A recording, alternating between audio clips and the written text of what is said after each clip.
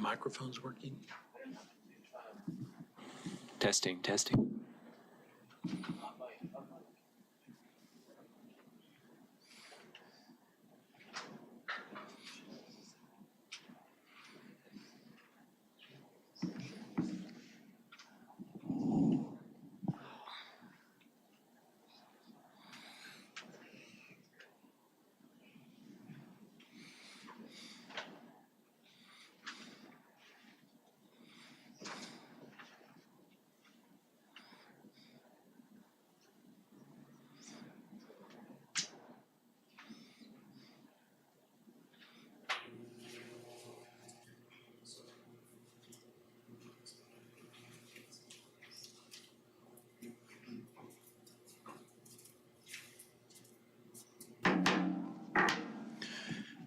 Morning, everyone. Welcome to the May 1st, 2025 Subdivision Utility Advisory Committee. Good morning. Good morning. Thank you. Could we have opening announcements, please?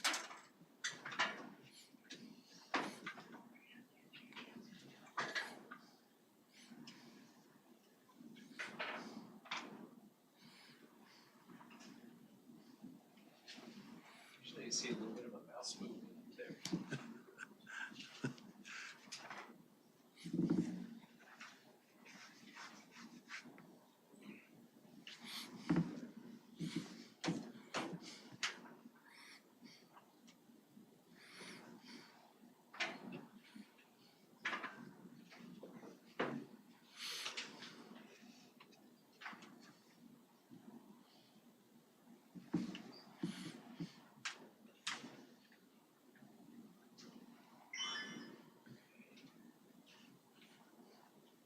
You need to read it.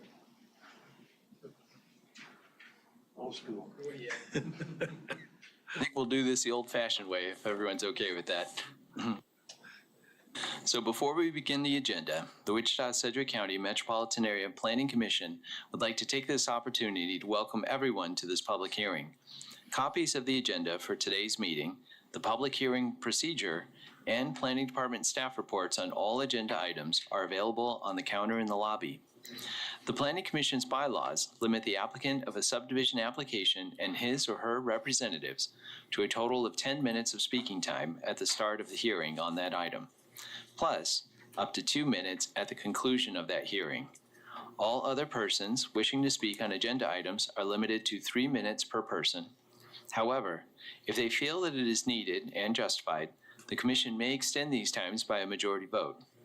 All speakers are requested to state his or her name and address for the record when beginning to speak. If you are finished speaking, please share your name, address, and case number on the sheet provided in the room. This will enable staff to notify you if there are any additional proceedings concerning that item. All speakers at the podium, please remove your face mask before speaking into the microphone. Thank you. Now could we have the roll call? Yes, sir. Bill Johnson. Here. Tony Zimbelman. Here. Bob Duell is absent. Jocelyn Kluntz. Here. Doug High. Here. Leon Mader is absent. John Williams Bay. Sir, I show that there are 5 members present and 2 members absent, and neither of the alternates are here. Okay, thank you. Well, we'll begin we have a rather light agenda today. So we will begin with our first item on the agenda, which is a vacation 2025-12. It's a request to vacate an entire pipeline easement around 9422 Wood Spring Court. We have the staff report, please. Yes, sir. Good morning, Philip Zievenberg, I'm the planning staff. Vacation 2512 is a vacation request to vacate a pipeline easement on Lot 6, Block 1 of the Wood Spring 3rd Edition. This easement was recorded by separate instruments prior to the plat. It was then reflected on the plat, which is why we're here. The applicant received a release of this pipeline easement from the pipeline company, and so they are coming through to request the vacation to take it off the plat so they can get a building permit in order to construct a dwelling on the subject site. Once completed, the address of the site would be 9422 East Wood Spring Court. The subject pipeline was not reflected on the community unit plan zoning document, so if it is approved, they don't have to take any further zoning action to adjust that document to reflect that, so there's no issues there. You can see that the pipeline extends past the lot lines. They are only requesting the portion that is within the lot because that's the area that they own. And so other owners would have to take similar action on their property if they want to vacate it off of their land at any time in the future. There are no public utilities in the subject portion of the easement. Wichita Public Works, Fire, Stormwater, and Traffic do not object to it. Cox and Evergy and Kansas Gas do not have any lines or equipment, and they do not object to the request either. I have not heard any public comment, and I can stand for any questions. Okay. Any questions from the commissioners on this? Comments from the advisor board members? Okay, seeing none, we'll call upon the applicant or agent. Please state your name and address. You'll have 10 minutes. Hi, Richie Ray with Pinnacle Builders. Address is 103 Putter. Simple request, exactly. The only reason we're requesting this is we are planning on putting a single-family residence that would partially extend into this, so it would be required to have this easement vacated. And as Philip stated before, we did get the right-of-way release from Coffeyville Resources, who was the most recent owner of the pipeline. And again, it's abandoned. It's been abandoned for some time, so that's the reason for the request. Thank you. Hold on just a second. Will there any questions from the commissioners? Advisory board members, comments or questions? Thank you very much. Thank you. Is there anyone from the public who would like to speak on this? Seeing none, we'll bring it back to the commissioners or the board members. Mr. Chairman, I move to approve for staff comments. Second. We have a motion by Commissioner Johnson, a second by Commissioner Williams Bay. All in favor, say aye. Aye. Opposed? Passes 5-0.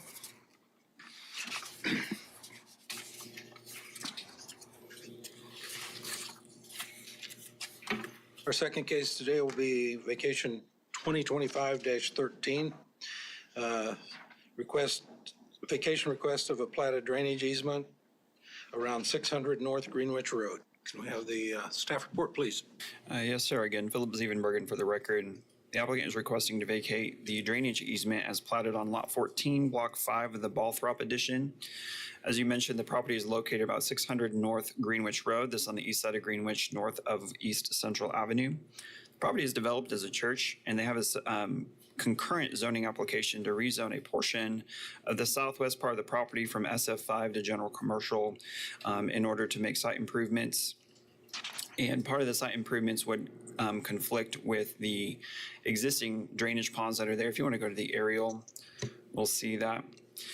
Their intent by vacating the entire platted drainage easement is to then dedicate an entirely new drainage easement with just a different geometry. This was a simpler action than vacating a portion and having to kind of rework everything. They have worked with Wichita Stormwater, and they do not object to the request. And a condition of approval is that the new drainage easement be dedicated by separate instrument prior to any building permits or any site work commencing. So you can obviously, there is significant drainage facilities in there.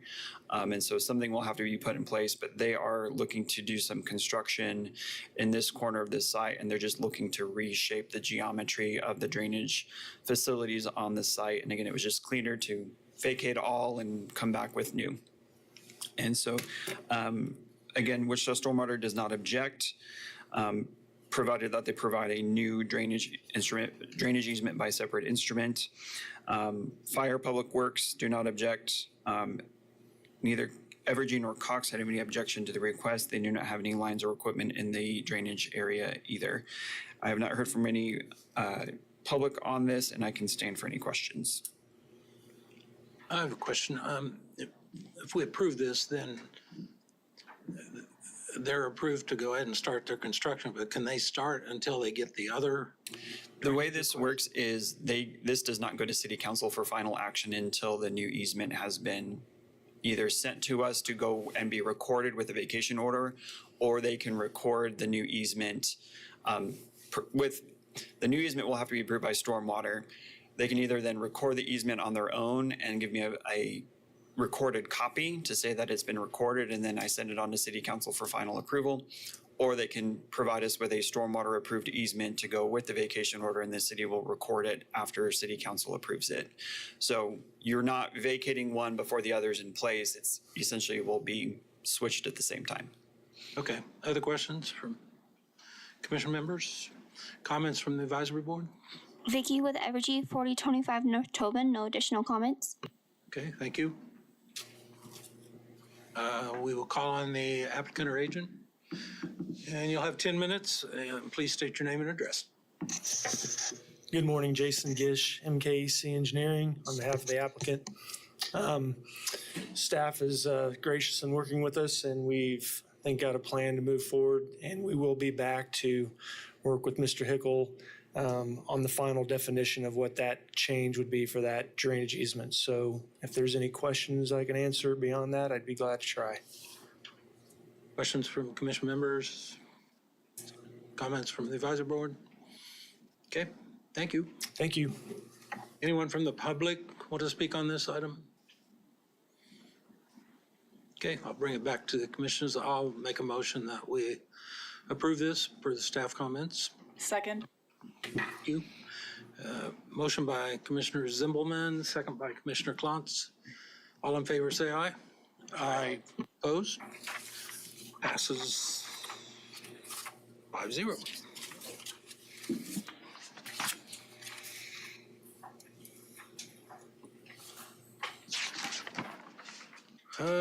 This brings us to our third vacation item. It's vacation 2025-14. It's a request to vacate the east 19 feet of a platted 30-foot setback at 2138 South Bedford Street. Can we have the staff report? Yes, sir. Again, Philip Zievenbergen for the record. Vacation 2514 is a request to vacate a portion of a platted 30-foot setback on the property address 2138 South Bedford Road. It is currently developed with a single-family home and a detached garage. If you go to the aerial photograph, please. The purpose of the vacation is in order to construct a carport on an existing concrete pad. On the application, the applicant stated that they poured the concrete pad in anticipation of building the carport without understanding that a carport could not be built in a setback. And so they're looking to reduce the setback in order to put the carport on the pad that they poured. The pad can be poured in the setback. There's no issue with that. They just can't place any structures on it that would encroach into the setback. If this is approved, the front setback on South Bedford Court would be reduced to 11 feet just at this location because they gave us a legal description that only describes the portion of the setback being vacated. It'd only be reduced to 11 feet at this, and the 30-foot platted setback is retained for the entire rest of the site, so you're not reducing the entire thing. The standard zoning setback in SF20 is 25 feet, so their 30-foot setback is actually more restrictive than the zoning setback would be. However, a reduction to 11 feet would be greater than could be done by administrative adjustment had it been a zoning setback. But again, it would be only approved for this location if it's reduced. It is unknown at this time whether or not the carport will be enclosed to ensure that proper sight lines and vehicular traffic is not infringed.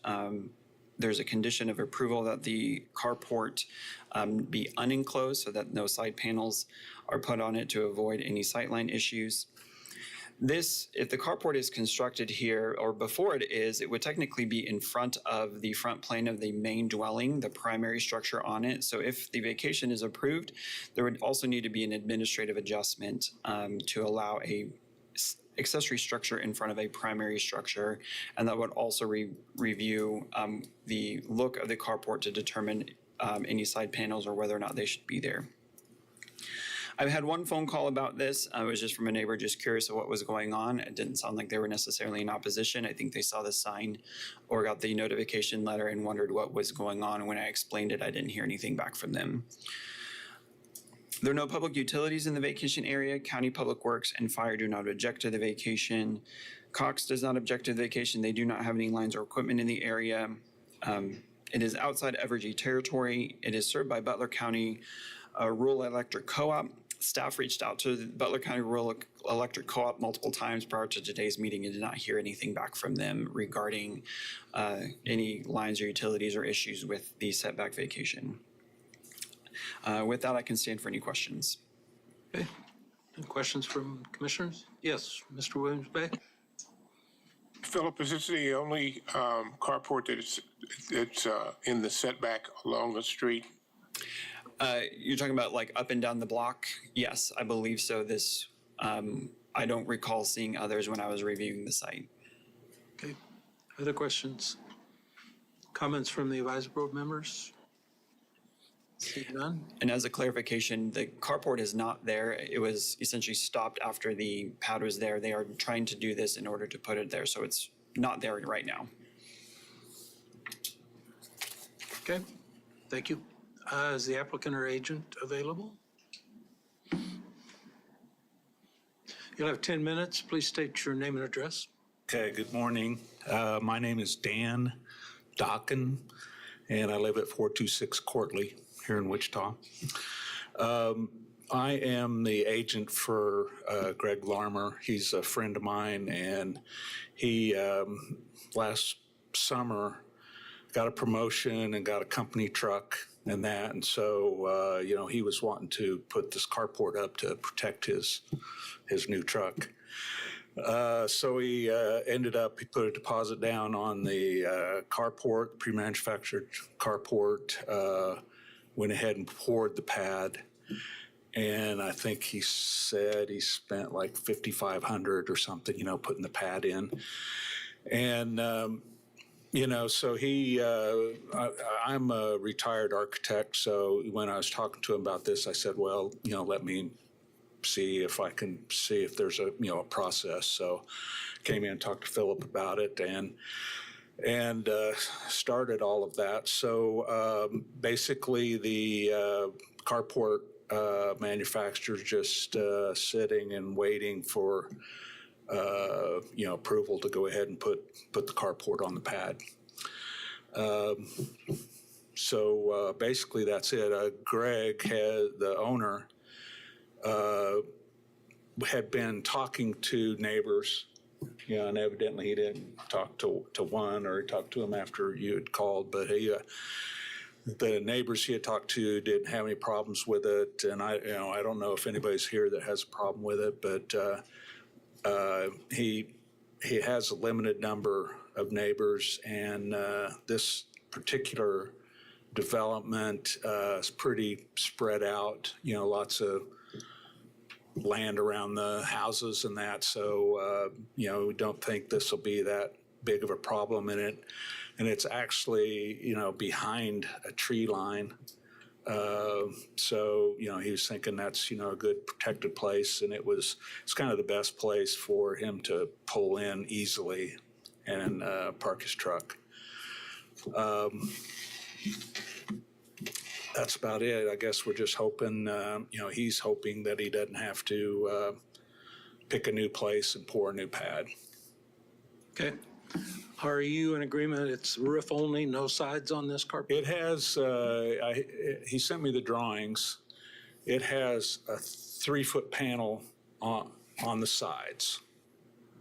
The roof, and then, just so, and I believe it's like 9 foot, so, maybe it comes down to 6 foot. So at least, as far as sight lines in a vehicle and that, it would not block it. Now he was planning on doing a full side on the south just to protect from the wind, I think. But if that's a problem, he can modify that. But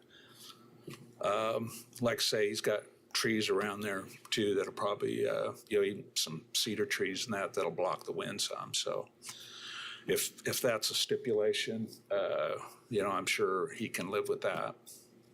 I guess we need to ask staff if you're okay with that. Am I done? So typically, if they have a question for you, you can come back up. Typically, we just don't want it fully enclosed. So when we talk about no side panels, it's like bottom to top. You know, I don't necessarily think a 3-foot panel, the idea is just to not have it fully enclosed so that there's the opportunity for visibility through it. So it doesn't sound like it would be completely enclosed, nor would each side be fully opaque. There would just be a strip. So typically that's what we've done. That having limited amount of side panel has been typically acceptable in other locations. The other thing to think about is there is space to where like they can see through it, but then as cars are coming, as they're backing out of the garage or something like that, they will have the opportunity to see through it or see past it. Which is the south side of that?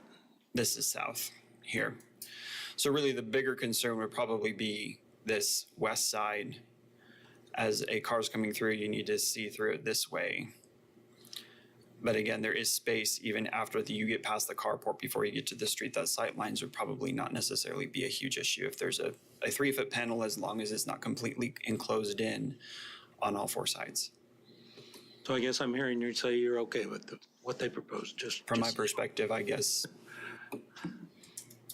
This is, like I said, this is also something where there would need to be the administrative adjustment, and that gets another review by the planning director and the zoning administrator. So there could be some nuance conditions when it comes to looking at what their carport looks like and having conditions in the administrative adjustment that are more tailored, possibly.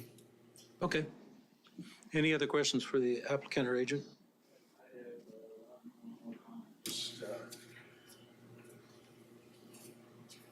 The only other thing I was going to say is the roadway in that easement is actually a little bit moved to the west side of the easement. So they're, talking about sight lines and that. I mean, there's a few extra feet before you even get to the road. I mean, that's not a big deal, but I thought I'd throw that out. Okay, thank you. Comments from the advisory board members? Seeing none. Is there anyone from the public who would like to speak on this? Okay. I'll bring it back to commission members. Mr. Chairman, I move to approve for staff comments. Or what? We didn't catch that. I'm sorry, Mr. Johnson, we'll have you restate your motion. I move to approve for staff comments with the understanding that there could be some panels above 6 foot and then the south wall be covered. Okay, I'll second that.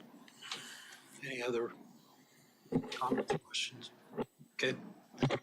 It's a motion by Commissioner Johnson, a second by Commissioner Zimmelman. All in favor say aye. Aye. Opposed? That passes 5-0.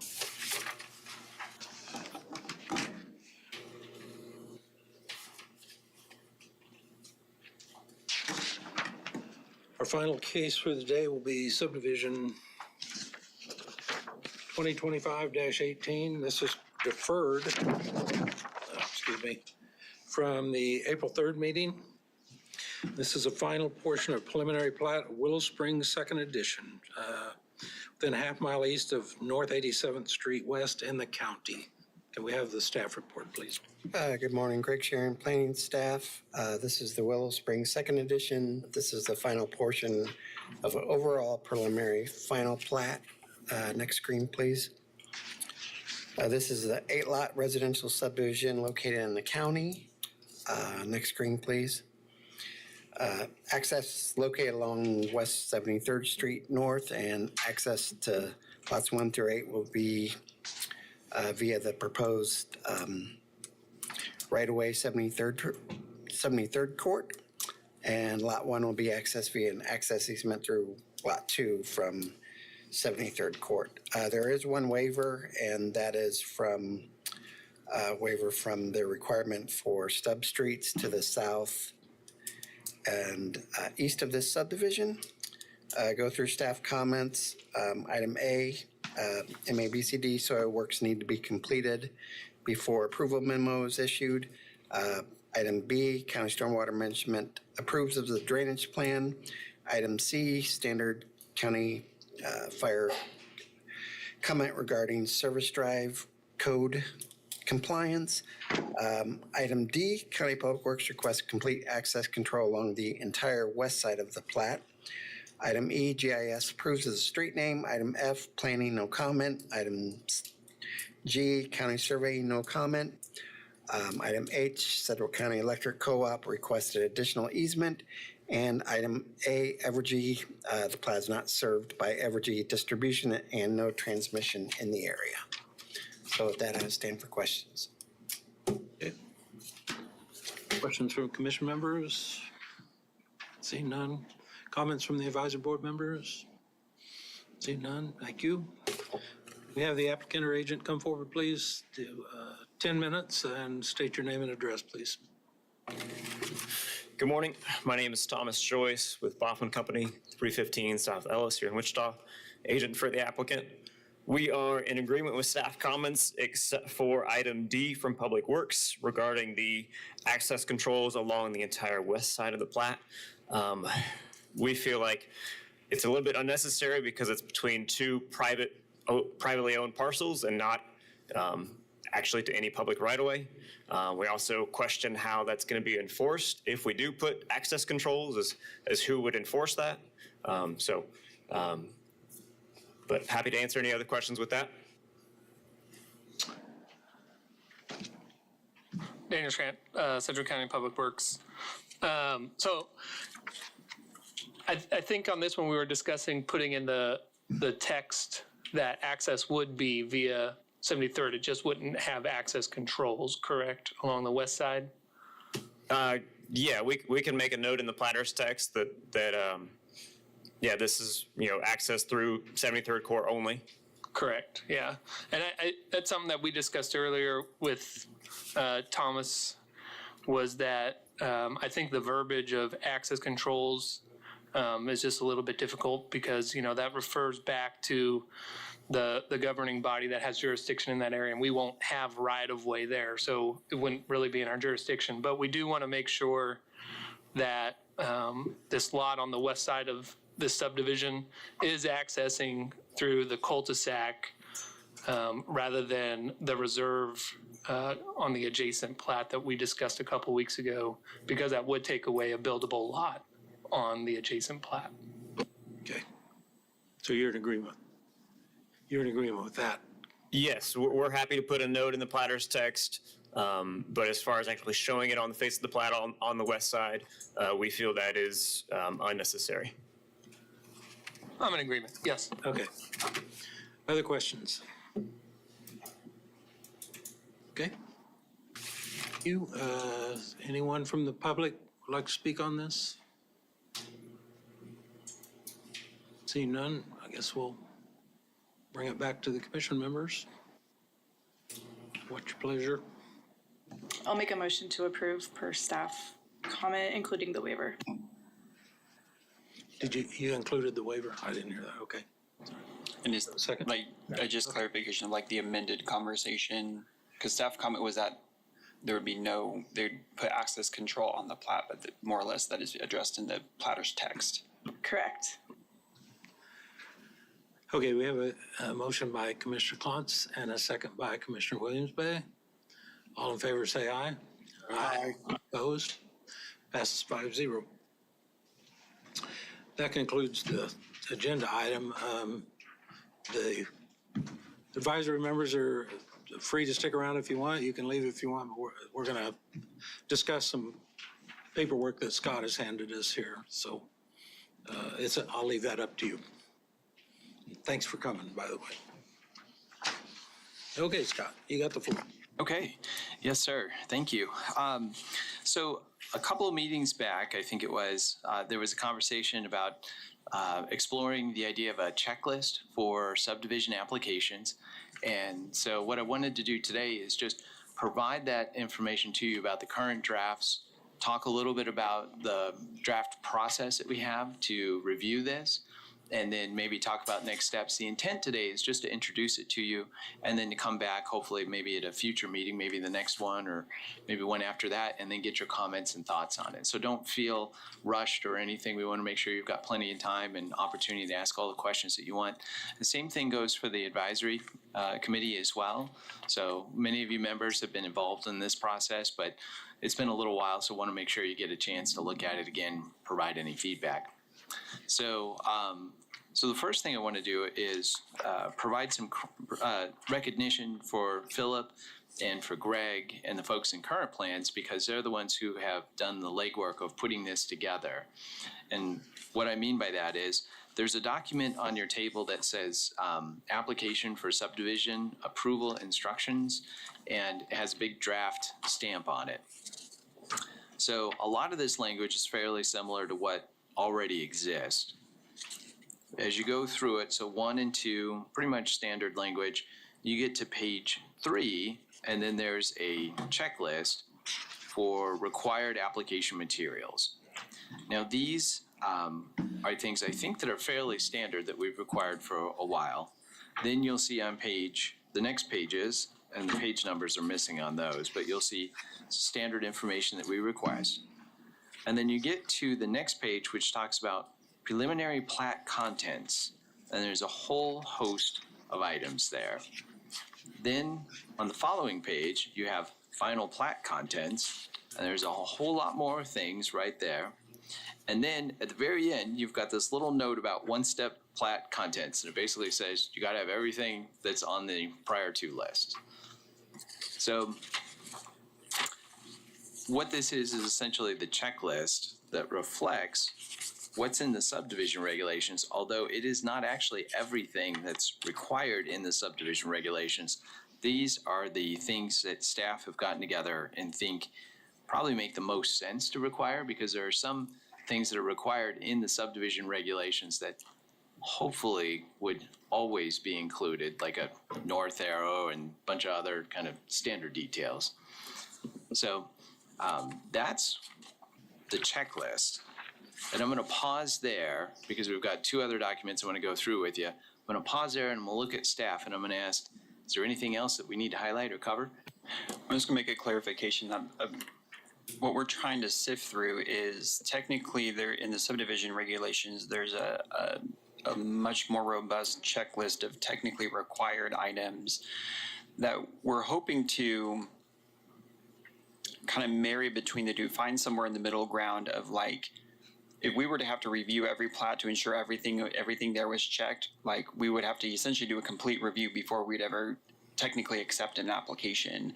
And so we're trying to get to the point of making sure some of the major stuff that is the most important is included at time of submittal, with the understanding if they're missing a north arrow or if they're missing this or that, like that comes through in the comments, and they just tweak that stuff along the way, and it's not a big deal, and it's not something worth not accepting an application over. And so I believe some of this is the reason we're working through this checklist is to, as a stepping stone to identify the possibility of having a consent agenda at subdivision meetings, to where, like, if they have all the required stuff and there's no issues with disagreements on where things are or whatever, then possibly we can not have to discuss as many items at a subdivision meeting if everybody's in agreement and there's no public comment.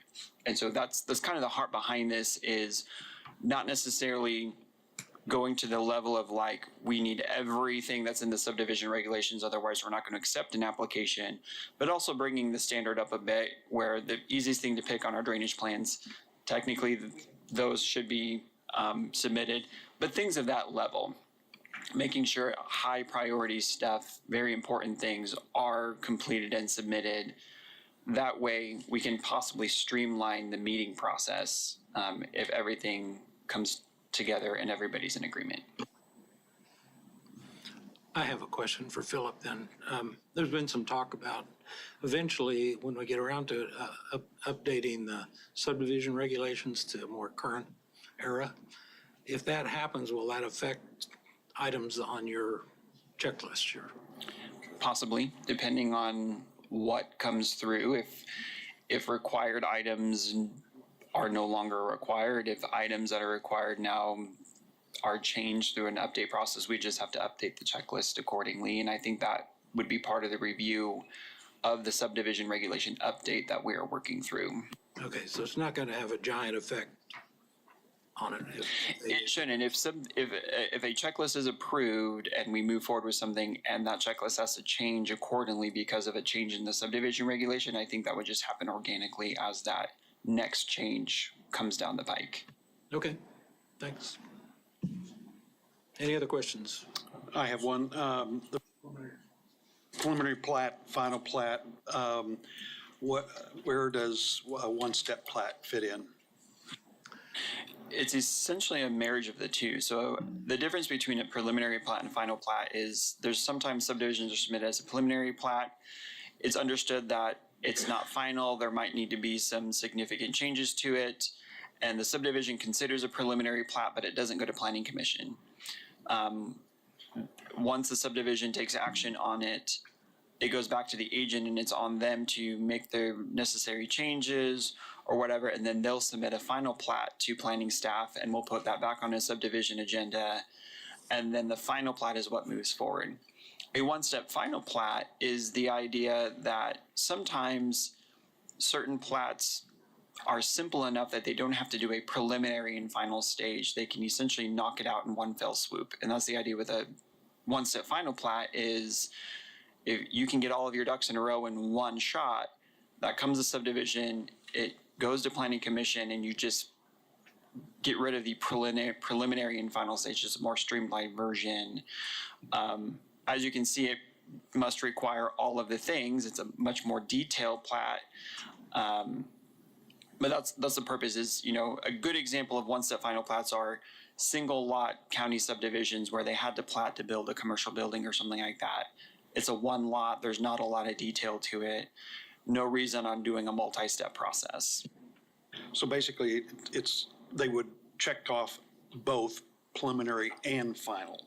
Correct. It's a marriage of the two. It is you have a one step and it's a final plat. There's no, and of course, if there's any major issues in a one step final plat during the subdivision process, subdivision hearing process, they can always be deferred or things like that. If there's an issue where consensus isn't given or something's significantly missing. But the purpose of a one step final plat is really for the more simple type plats that really don't need a two-step process.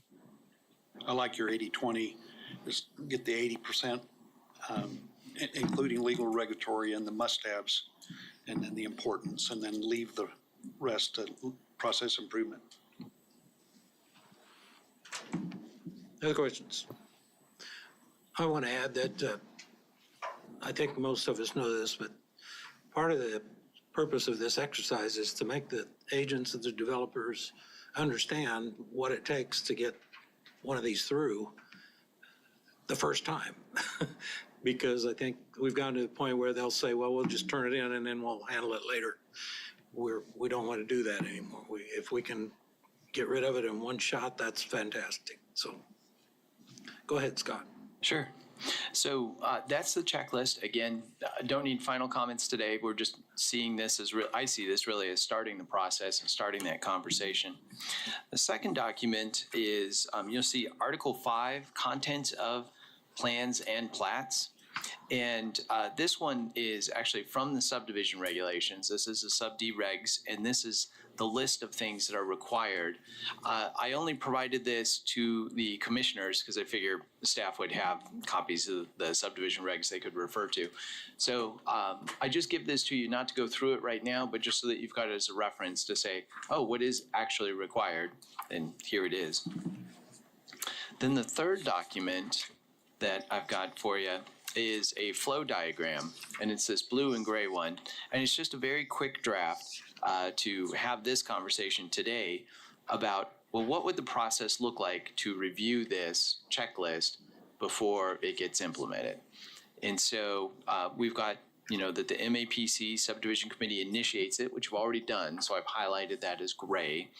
That staff would produce the draft checklist, which we've done here today. And then that today's meeting would be the introduction. And then we'll have a follow-up meeting, which will be an opportunity for you to provide comments. Now, once you're comfortable with it, it doesn't have to happen in one meeting.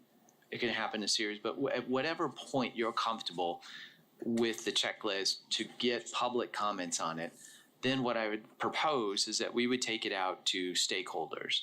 So we'd be willing to meet with anyone.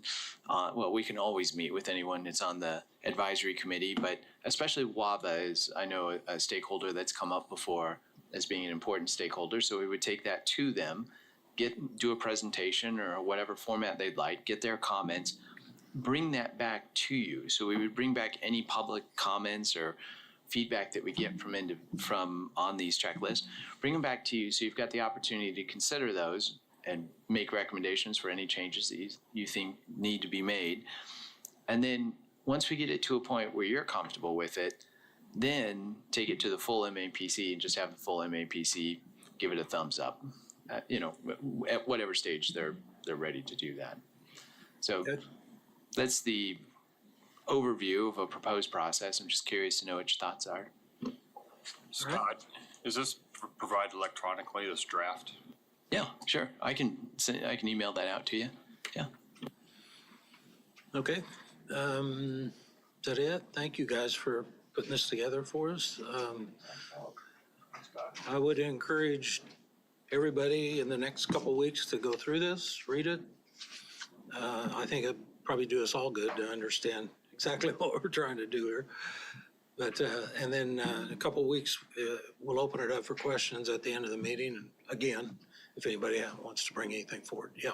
And if we could, sir, because I know we've talked about this one before, and I know that we owed it, owed getting that to you. And also because you're not taking the action today, I felt comfortable about putting it on the agenda, just handing it out essentially and having it as another item at the end. In the future, I think what we'll do is work with you to make sure that we've got it on the agenda. That way, if any members of the public are just curious about the process, they can see where it's at and have the opportunity to come in and speak. So I wanted to highlight that for the record, just so folks knew. Okay. I guess we're adjourned. Thank you all.